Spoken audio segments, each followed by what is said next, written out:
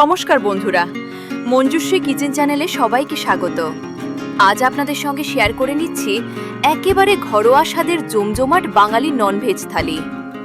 খুব সহজ উপকরণে তৈরি এই থালিতে রয়েছে আলু কারি পাতার তরকারি, পমফ্রেট মাছের ঝাল, মাছ ভাজা, স্যালাড আর গরম ভাত।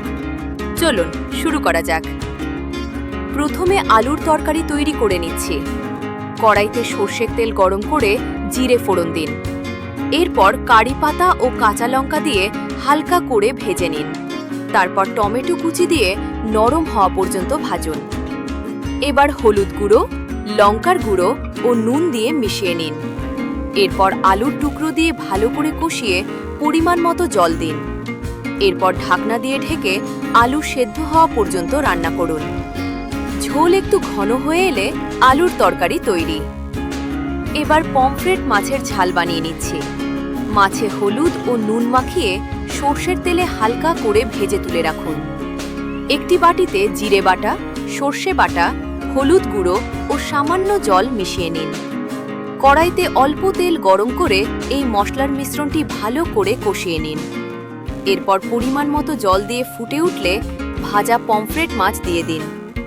কয়েক মিনিট রান্না করে ওপরে কাঁচা লঙ্কা চিড়ে দিন। শেষে ধনেপাতা কুচি ছড়িয়ে নামিয়ে নিন। এবার একটি থালায় গরম ভাত পরিবেশন করুন। পাশে স্যালাড সাজিয়ে নিন। এক পাশে মুচমুচে রুই মাছ ভাজা রাখুন। তার পাশে কারি পাতা ও টমেটো দিয়ে তৈরি আলুর তরকারি দিন। শেষে ধনেপাতা ছড়ানো সুস্বাদু পমফ্রেট মাছের ঝাল পরিবেশন করুন। এভাবেই খুব সহজে তৈরি হয়ে গেল জমজমাট বাঙালি ননভেজ থালি।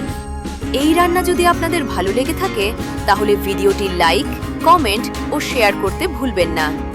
আর এমনই সুস্বাদু বাঙালি রান্নার ভিডিও দেখতে মঞ্জুশ্রী কিচেন চ্যানেলকে সাবস্ক্রাইব করে পাশে থাকুন। আবার দেখা হবে নতুন আরেকটি রেসিপি নিয়ে। সবাই ভালো থাকবেন। ধন্যবাদ।